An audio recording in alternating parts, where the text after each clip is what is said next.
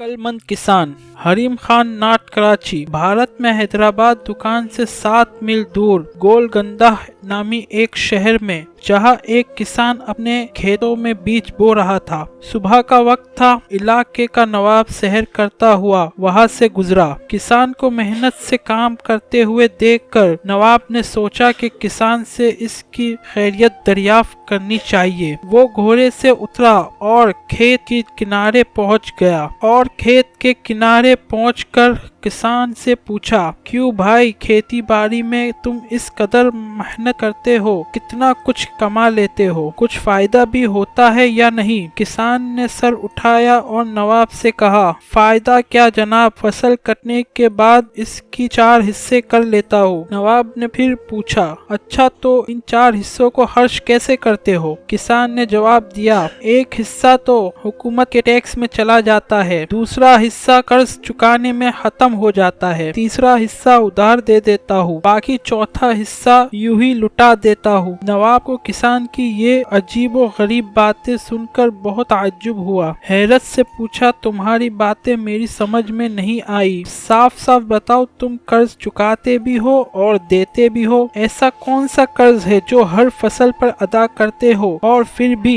खत्म नहीं होता? और वो कौन है जिसे तुम हमेशा कर्ज देते हो और फिर 1/4 रकम तुम यूं ही उड़ा देते हो? किसान ने जवाब दिया, जनाब बात दरअसल ये है कि मेरे वालिद ने एक साहूकार से रकम उधार ली थी। वालिद के मरने के बाद इसका सूद मैं अदा करता हूँ। एक हिस्सा टैक्स के, दूसरा हिस्सा ये अदा हो जाता है और तीसरा हिस्सा कैसे उधार देते हो? नवाब ने किसान से पूछा। किसान ने कहा, ये मैं अपने 2 लड़कों पर खर्च करता हूँ ताकि वो बुढ़ापे में मुझ पर खर्च करे। नवाब ने पूछा, और ये एक हिस्सा फजूल क्यों उड़ा देते हो? किसान ने कहा, मेरी एक लड़की भी है। आपको पता है कि आजकल जहेज के बिना शादी नहीं होती और जहेज एक फजूल रस्म है। चौथा हिस्सा इसके जहेज के लिए रख देता हूँ। मेरी नजर में ये रकम लुटाना ही हुआ। नवाब इसके मुदल्लल गुफ्तगू से बहुत मुतासिर हुआ और एक बड़ी रकम उसे इनाम के तौर पे देकर रुखसत हो गया।